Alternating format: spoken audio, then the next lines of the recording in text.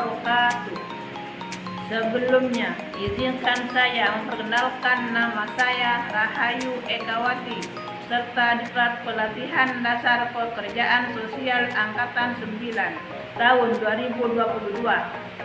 Pada kesempatan ini, saya akan memaparkan tentang proses pelayanan pada UPT Perlindungan dan Pelayanan Sosial Asuhan Balita Sidoarjo, yang dimana UPT tersebut mempunyai tugas melaksanakan sebagai tugas dinas dalam perlindungan dan pelayanan sosial bagi klien, yaitu anak berumur di bawah 5 tahun atau balita terlantar, Ketatausahaan dan Pelayanan Masyarakat.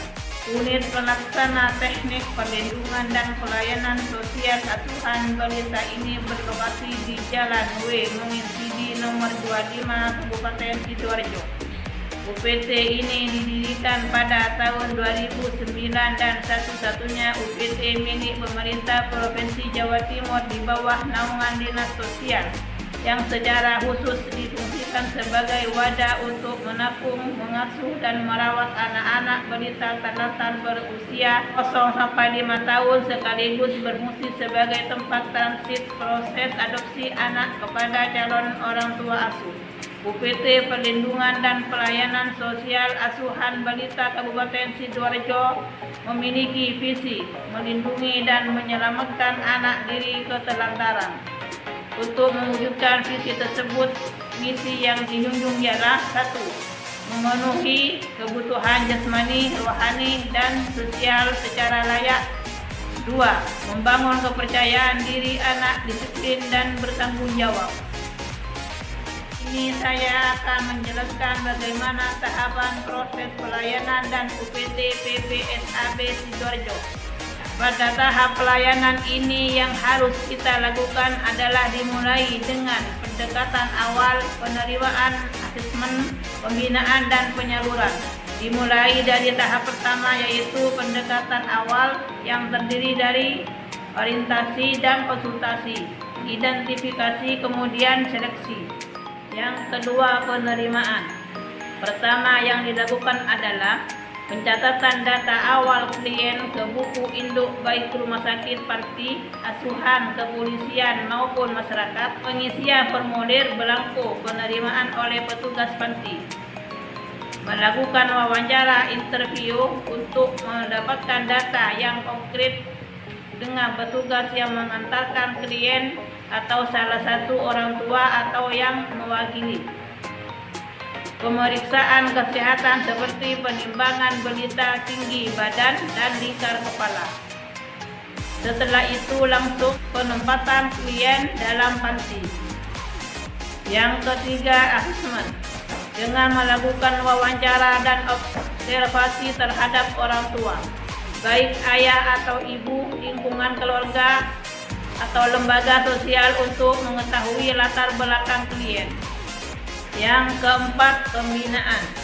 Pembinaan di sini berupa pembinaan fisik yang terdiri dari pembinaan gizi dan obat-obatan, pemeriksaan kesehatan, pendidikan olahraga untuk anak usia prasekolah, penyediaan sarana kebutuhan taman kanak-kanak kelompok bermain, kemudian pembinaan mental sosial yang melalui pendidikan keagamaan, bimbingan sosial melalui bermain dan kegiatan rekreatif.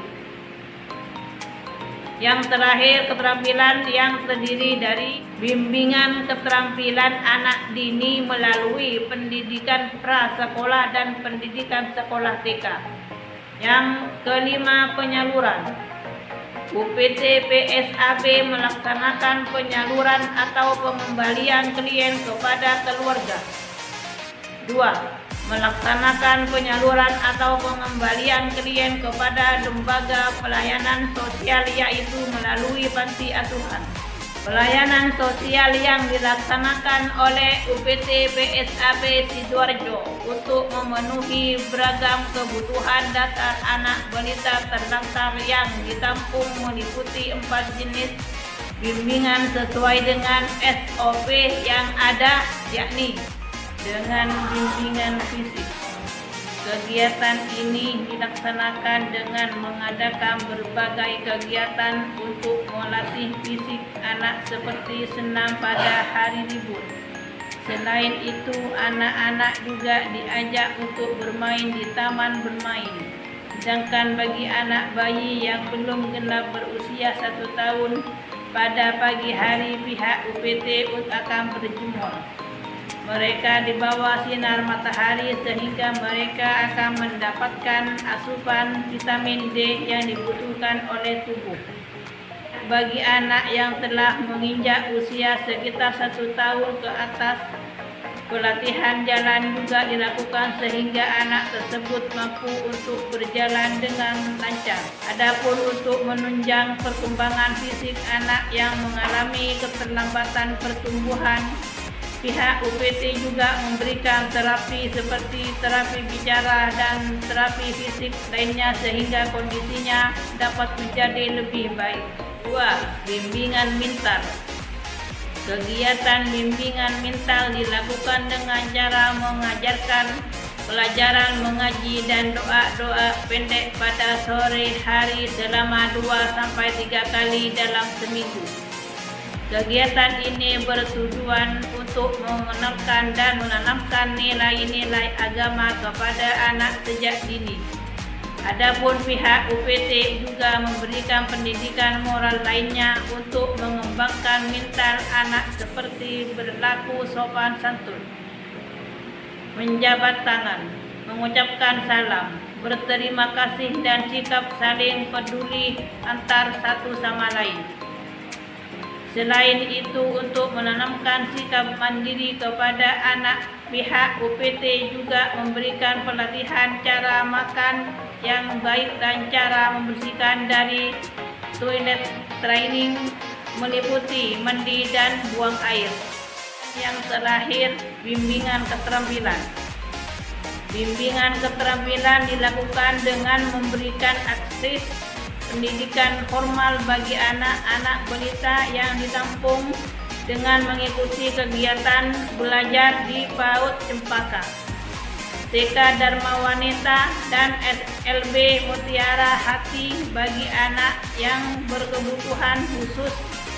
Di lembaga pendidikan inilah nantinya anak-anak tersebut akan mengembangkan kemampuannya dengan membaca, menulis, menggambar, berhitung, dan lain sebagainya.